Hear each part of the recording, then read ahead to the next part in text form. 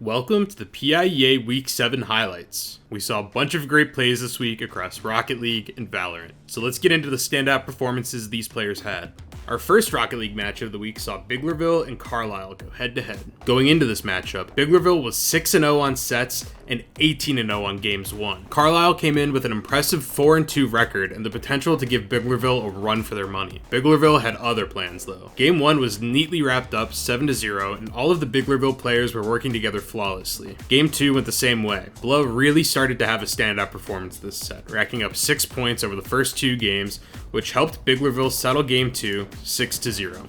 On match point, Biglerville decided to pump the brakes and play a more defensive game, resulting in a 2-0 victory. This win kept their undefeated streak in matches and sets with a 21-0 game record. Biglerville is definitely becoming a force to be reckoned with in the late season. Our second Rocket League match of the week featured Conrad Weiser versus Pocono West. With both teams sitting at 3-3 records and third place in their respective conferences, there was a lot riding on this game. Pocono West started off hot in Game 1, grabbing a 6-1 win thanks to 4 standout goals from Zahak. Game 2 went similarly, but this time we saw Smalley Rule and Jib Cow doing the heavy lifting for Pocono West, scoring 2 goals apiece. Going into match point, Conrad Weiser was ready to make the reverse sweep. Hayden from Conrad Weiser scored a last-minute goal to force OT, and it was looking like they had the potential to make the comeback.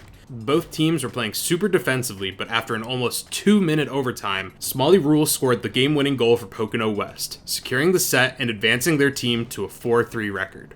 The last Rocket League match of the week saw CB South and Garnet Valley face off. With CB South sitting at a 6-0 record and Garnet Valley at a 5-1 record, this was sure to be a great match. Both teams were ranked highly in the overall league standings, so the pressure was on. In Game 1, Garnet Valley struck first, and it seemed like it was going to be their game. With 1 minute left on the clock though, CB South's Xavier was able to score a goal to tie the game. It looked like the game was going to OT, but CB South's Amon was able to score a last-second goal to win Game 1. In Game 2, CB South quickly started to make a lead for themselves. Garnet Valley was able to tie things up though and forced an OT. CB South didn't seem to like the idea of overtime though, so they instantly scored a goal at the 2-second mark and took Game 2. Heading into match point, both teams exploded and had their highest scoring games of the set. Tied at 3-3 with 30 seconds left on the clock, somebody had to make the move, and it was CB South who fired off 2 goals in the last 30 seconds to secure the game and the set.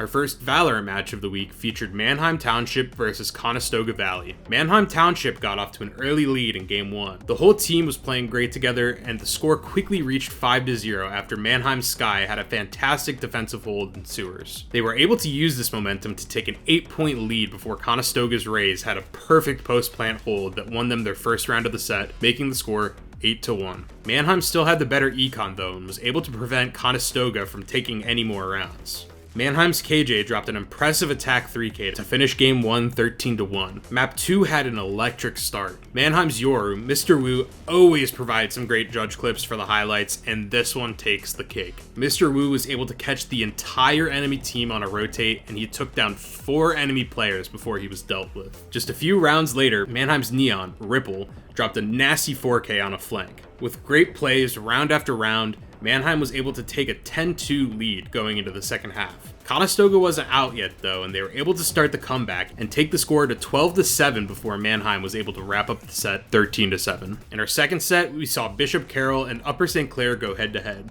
Going into the set, both teams were tied at 4-2 records in the Penn Conference, so they had a lot riding on this match. Upper St. Clair started out dominantly. Their duelists Tepig and USC Jammin were on fire and were hitting clip after clip. Upper St. Clair reached match point at 12-3, but this is where Bishop Carroll flipped the script. They went on a 7-round win streak and gave Upper St. Clair a taste of their own medicine. Despite this, Upper St. Clair was eventually able to take the round they needed to win map 1, 13-10. In game 2, however, it was Bishop Carroll that had the hot start. Upper St. Clair quickly recovered though and was able to even out the score to 7-5 by the end of the first half. Both teams were trading rounds like crazy, and after Bishop Carroll took their 11th round, making the score 11-8, Upper St. Clair started the sprint to the finish line. With defensive stop after defensive stop, they finally took the lead and reached match point 12-11. Not wanting to play around with OT, Upper St. Clair sent in Jammin with the Jettle to finish the job, winning them the map 13-11 and the set 2-0.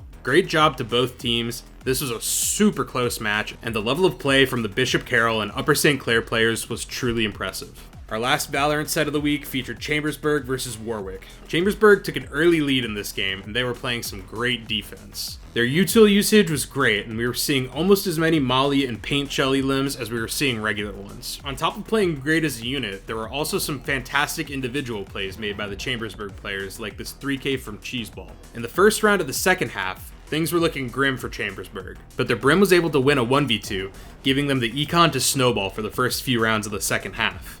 Once Chambersburg reached match point though, Warwick started to mount their comeback. All of their players were having stellar performances, and we even got to see an ace from their Rays, Deadbush. At the end of the day though, match point comebacks are incredibly hard to make, and Chambersburg was eventually able to claim the victory 12-7.